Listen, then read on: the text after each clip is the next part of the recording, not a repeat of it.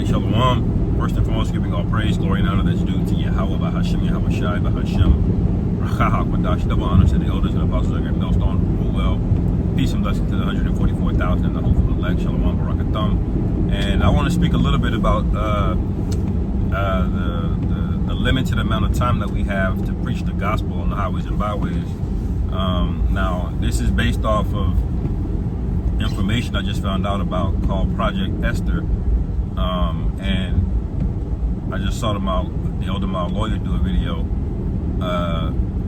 about the crackdown over there in the UK against Christian street preachers. Now, street preachers for Christianity, we basically know what that's code for, all right? That's code to get us out of the way. We're the only ones prominently doing it, especially here in America. Okay, these other Christians, they're not really a threat. They're not worried about them. You know, they're gonna fall in line as soon as, you know, Ned and you know who has a meeting with their head counsel. That's gonna be a wrap. They're gonna say all the right words and the talking points. See, we give you the truth unadulterated, okay? And the scriptures say that we make our bodies a living sacrifice. So that may come with sacrifices soon, brothers, you know. But there's a bit of this video on something called Project Esther. All right, now I'll try to skip through a little bit so you'll see what I'm talking about. But basically, Trump has made his alignments with, you know, with Amalek. Basically, if you know who that is in the scriptures, okay, they go by a particular name over there in they're the number one ally to America in the Middle East. I'll put it that way. All right, and he's made an alliance with them. All right, a very strong one, man. He's cut off money from Harvard. He's done all kind of stuff in the name of these people, man. So there's basically nothing he won't do to shut us off. But let's listen a little bit. Okay, so this next piece is a piece we've been kind of thinking about doing for a while, because we've heard some chirp infamous and much longer Project 2025 document, who are of course the brains behind the infamous and much Esther. Project Esther is a document from the Heritage Foundation, who are, of course, the brains behind the infamous and much longer Project 2025 document. But there's been some... So, yeah, I remember everybody getting scared about Project 2025 and how Trump was going to implement it. Well, no one realized that in October 7th of last year, not 2023, but last year, they introduced this, okay, that nobody was talking about, and it looked like Trump is going along with it. You know, he's getting ready to do it. Reporting on this lately as students are being rounded up and deported for pro-Palestine activism.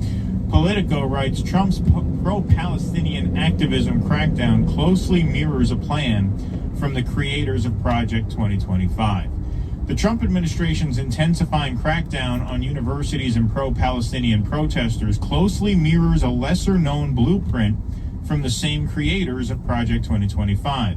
Quietly unveiled last fall before the election, the Heritage Foundation's Project Esther offered a roadmap for deploying anti-terror, hate speech, and immigration laws to exploit the vulnerabilities of what it deems to be an anti-Semitic and anti-American pro-Palestinian movement. So there it is. All right, you know, when you go to Psalms 10, I might be able to get to it real quick. While I'm in traffic, I'm trying not to pull the precepts while I'm driving in this rain. But Psalms, the 10th chapter, comes to mind.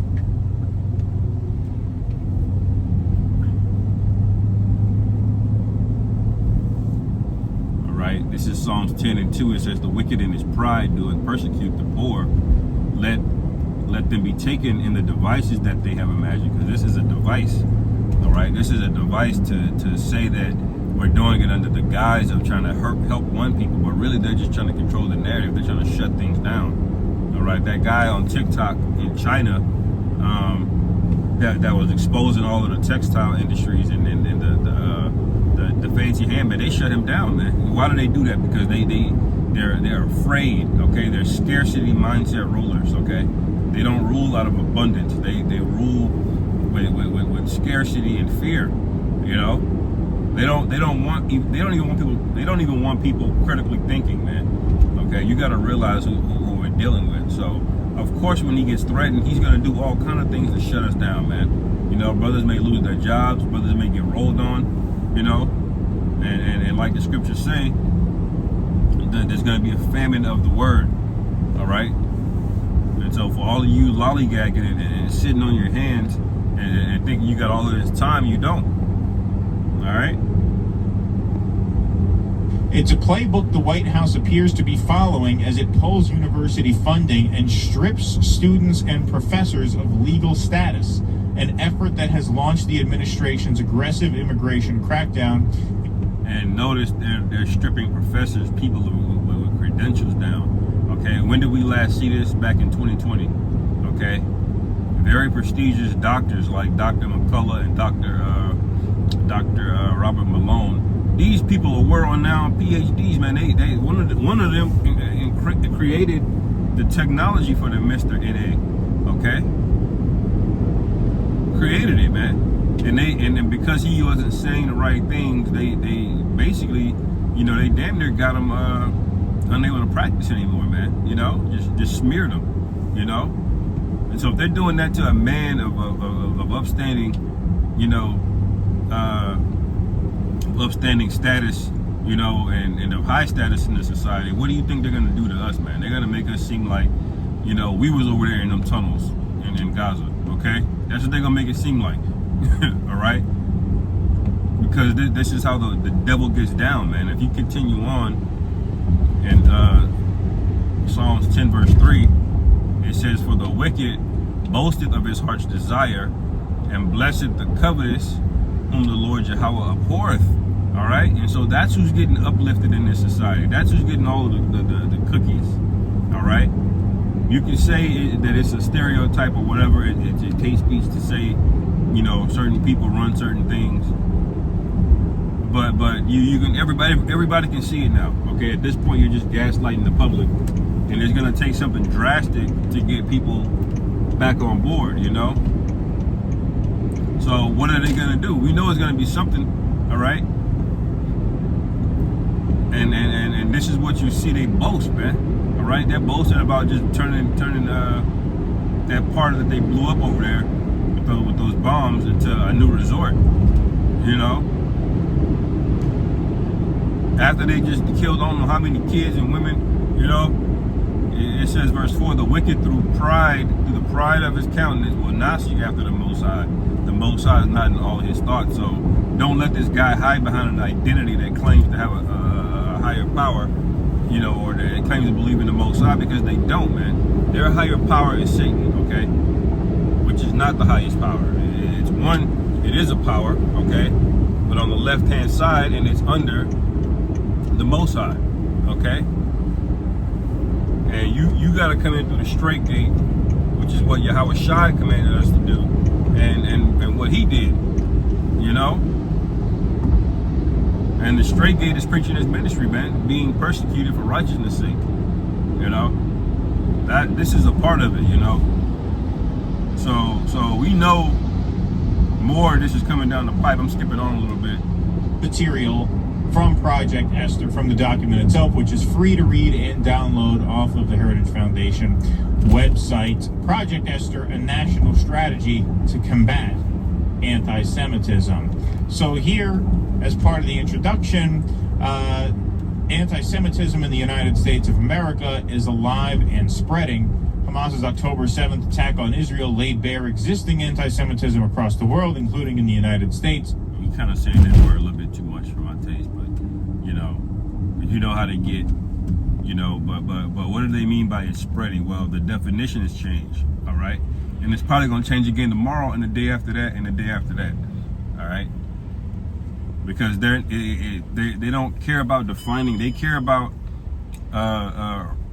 maintaining control of the narrative. When he made the internet, you know, like the elder did, the lesson said that the heavy lifting has been done, you know, with the internet. You know, we've already done the heavy lifting. The wound has already been applied to this devil. Okay, All right, the information is destroying him. All right, and now because of his own unrighteous dealings, like the scriptures say, by unjust gains and injuries caused by deceit, the kingdom is translated from one people to another. You know, that's what he did, man. Okay, and through that, now the people are rioting. Now it's compounded. They don't just see what's going on and then see that this term conspiracy theory, actually most of them are true. But now their pockets are hurting. Now they're hungry. You know, so now he's gonna have to do something, man. What do you think that is? He's gonna take more and more drastic measures until Revelation 12:12 come to pass, where it says, you know, woe unto the inhabitants of the earth and of the sea, where the devil is come unto you, knowing that he had but a short time. You know, I'm paraphrasing it. And you gotta ask yourself, who's the devil, man? Who's the wicked of the earth right now? Okay. So anyway, I'll end it there, man. Lord willing, this is edifying. Lord's will, I'll be back with another video today. Shalom.